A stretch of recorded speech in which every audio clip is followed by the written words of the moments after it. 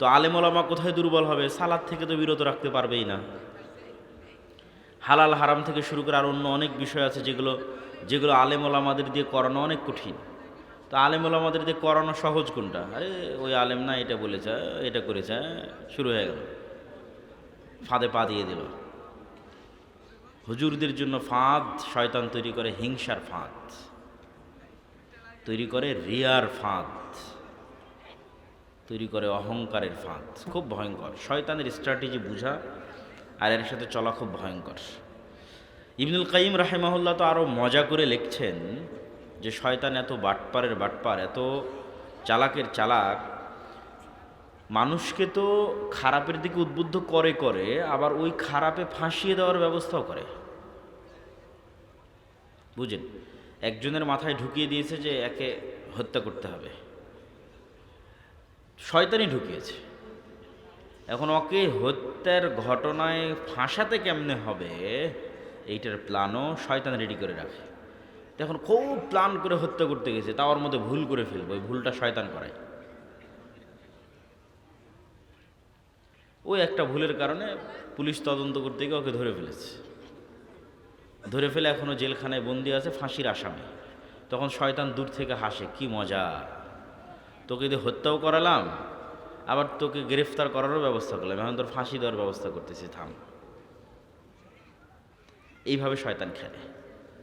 আপনাকে একটার দিকেও প্রলুব্ধ করবে যে ঠিক আছে এখানে যাও, এটা করো, ওখানে ধরা পড়ারও ব্যবস্থা করবে, তারপরে আপনার মান সম্মান সব কিছু নিয়ে টানাটানি লেগে যাবে, ও দূর থেকে হাসবে।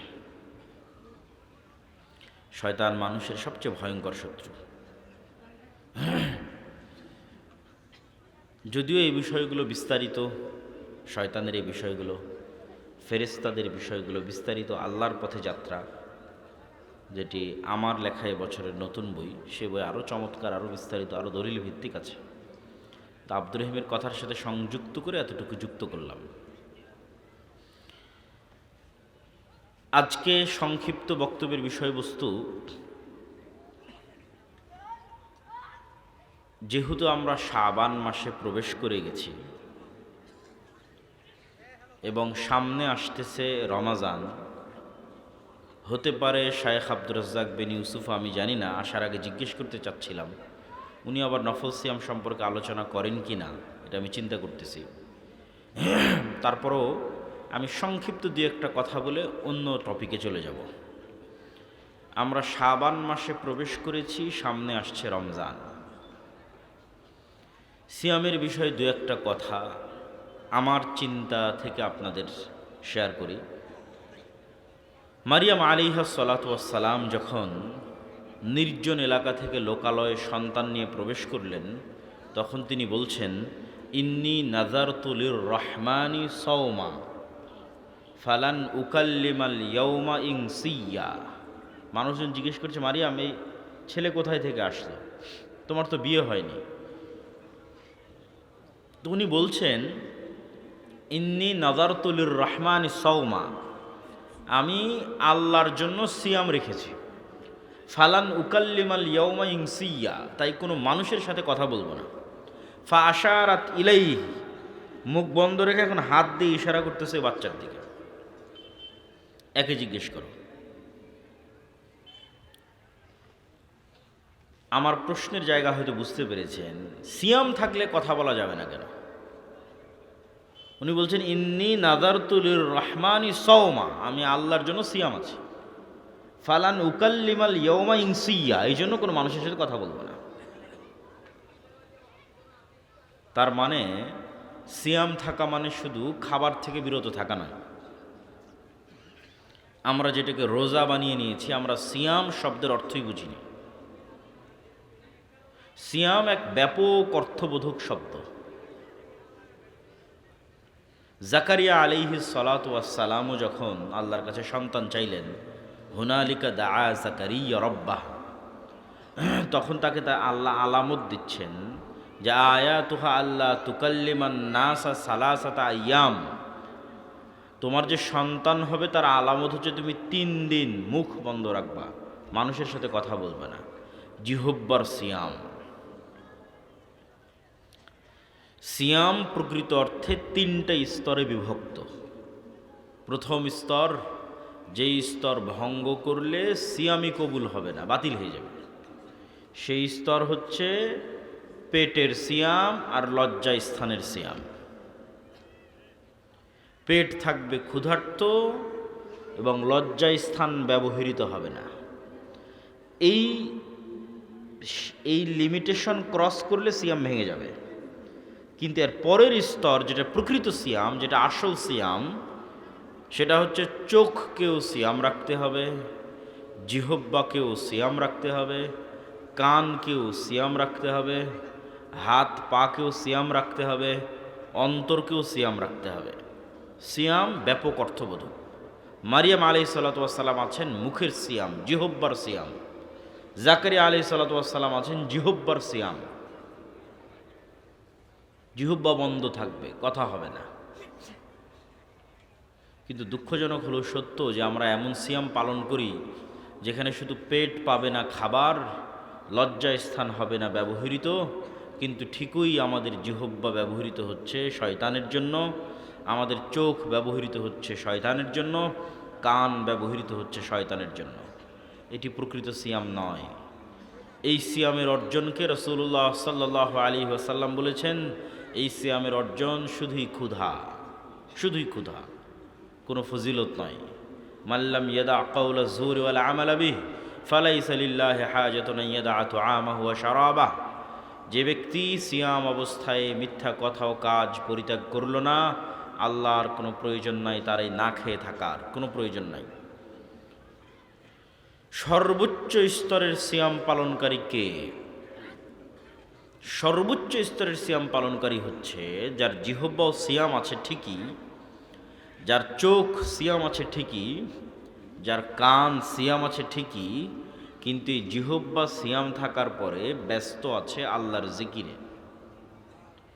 জিহ্বা সিয়াম পালন করছে কিভাবে? গীবতে নাই, অপবাদে নাই, হাসি মজাকে নাই, গালিগালাজে নাই, অপ্রয়োজনীয় কথায় নাই। এটাই জিহ্বার সিয়াম, যেটা জাকারিয়া আলাইহিস সালাতু ওয়াস সালামকে আল্লাহ বলেছেন, যেটা মারিয়াম আলাইহিস সালাতু ওয়াস সালামকে আল্লাহ বলেছেন, ইন্নী নাযারতু লির-রাহমানি সাওমা।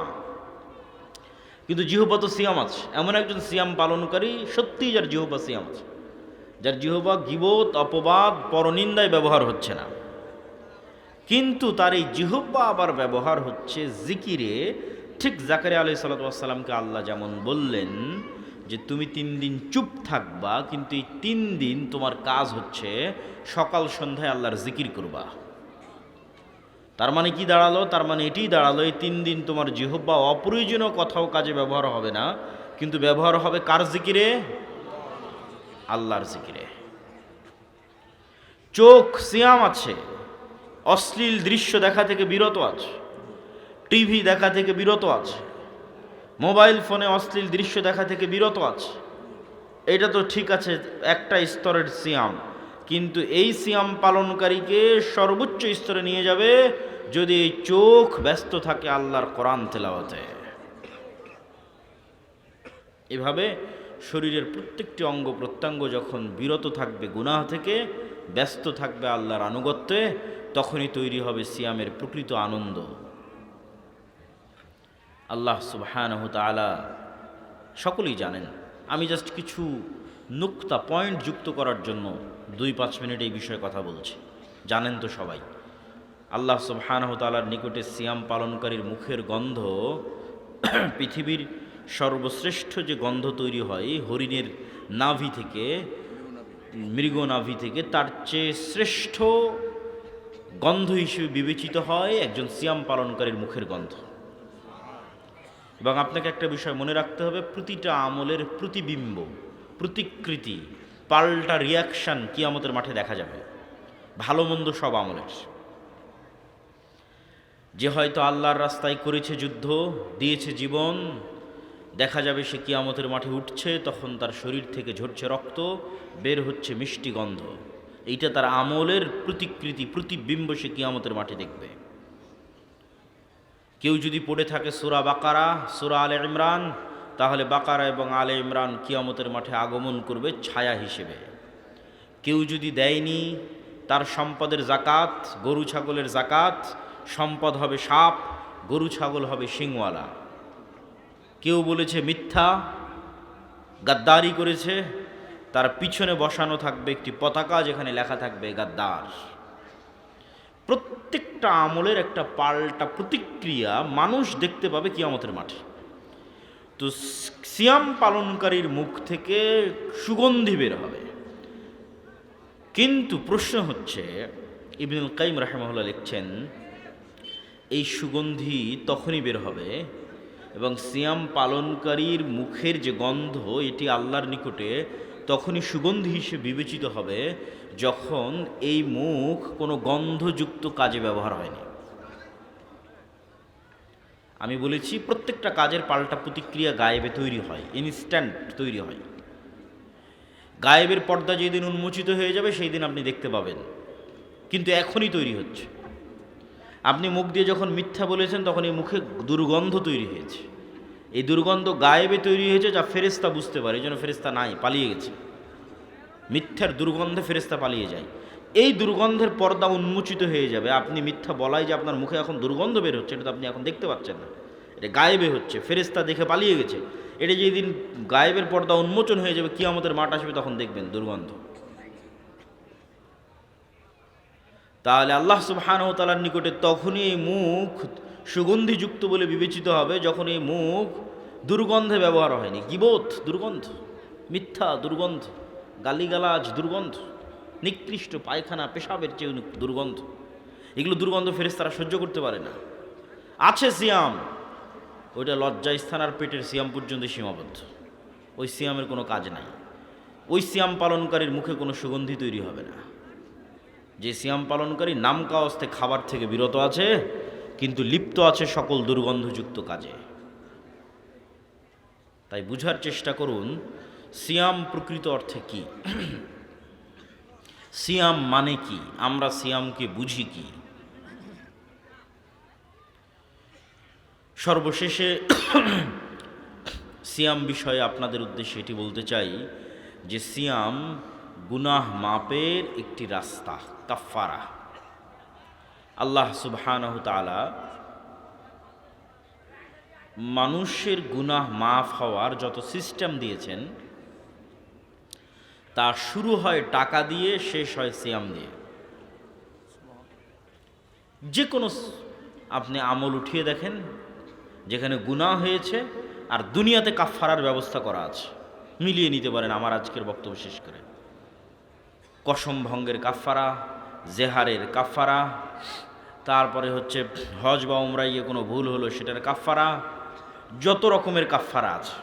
দিনের বেলা স্ত্রীর সাথে সাংসারিক জীবনে গেছে তার কাফফারা। এই যে গুনাহ, এই গুনাহ মাফের রাস্তা শুরু হয় টাকা দিয়ে। হজ উমরায় গিয়ে কোনো ভুল ত্রুটি হয়েছে, কোনো কিছু ছুটে গেছে, দম দাও, খাসি দুম্বা কুরবানি করো, টাকা লাগবে। টাকা নাই, সিয়াম পালন করো। প্রত্যেকটা জায়গায় টাকা নাই, সিয়াম পালন করো। দিনের বেলায় স্ত্রীর কাছে গেছে রমজান মাসে, কবিরা গুনাহ, গোলাম আজাদ করো, গোলাম আজাদ করতে টাকা লাগবে। ওই পরিমাণ টাকা নাই, 60 জন মিসকিনকে খাওয়াও, মিসকিনকে খাওয়াতে টাকা লাগবে। এই পরিমাণও টাকা নাই, তো সিয়াম পালন করো। যে কোনো কাফফারায় যাবেন, প্রত্যেকটা কাফফারা শুরু হবে টাকা দিয়ে, শেষ হবে কি দিয়ে? একটু জোরে বলেন তো, শেষ হবে কি দিয়ে? সিয়াম দিয়ে। তাহলে আল্লাহর নিজামে, আল্লাহর সিস্টেমে সিয়াম গুনাহ মাপের একটা ওয়ে, একটা পদ্ধতি, একটা মাধ্যম। এই জন্য সিয়ামের এত গুরুত্ব, এই জন্য সিয়ামের এত ফজিলত। যে কোনো গুনাহ মাফ হয়ে যেতে পারে সিয়াম দিয়ে।